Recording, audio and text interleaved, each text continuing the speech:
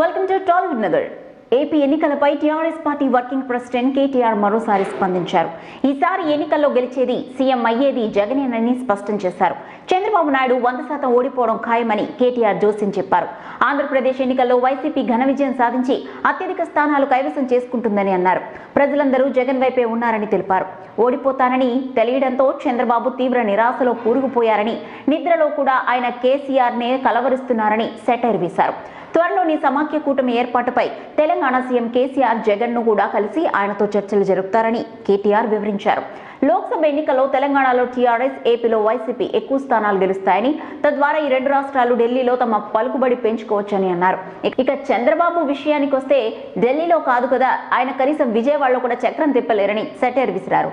ఏపీలో ఇండస్ట్రియలిస్ట్ గా ఎంతో డబ్బు సంపాదించిన ఎంపీలపై ఐటీ దాడులు జరిగితే చంద్రబాబు ఎందుకు భయపడుతున్నాడో అర్థం కావటం లేదని కేటీఆర్ ఈ సందర్భంగా వ్యాఖ్యానించారు. ఒకవేళ ఆయనకి ఏమైనా బినామీలు ఉన్నారేమోనని సందేహం వ్యక్తం చేశారు. మా ఎంపీ పైన ఐటీ దాడులు జరిగాయి, మేమేమైనా మాట్లాడామా అంటూ ఆశ్చర్యపోయారు. చంద్రబాబు మాత్రం అవకాశం దొరికిన ప్రతి చోట ఐటీ దాడుల గురించి చర్చిస్తూ విపరీతంగా ఆందోళన చెందుతున్నారని ఆరోపించారు కేటీఆర్. ఇక తమపై చంద్రబాబు చేస్తున్న ఆరోపణలు కేటీఆర్ తిప్పికొట్టారు. హైదరాబాద్ లో ఆస్తున్న వాళ్లను తాము బెదిరించి వైసీపీలో చేరేలా పంపిస్తున్నామని చంద్రబాబు ఆరోపణలు చేయడం సరికాదని అన్నారు. ఆ సంగతికి వస్తే చంద్రబాబుకు కూడా హైదరాబాద్ లో ఆస్తులున్నాయని, మరి ఆయన ఏమన్నా మేం వైసీపీలోకి పంపిస్తున్నామా అంటూ విమర్శించారు.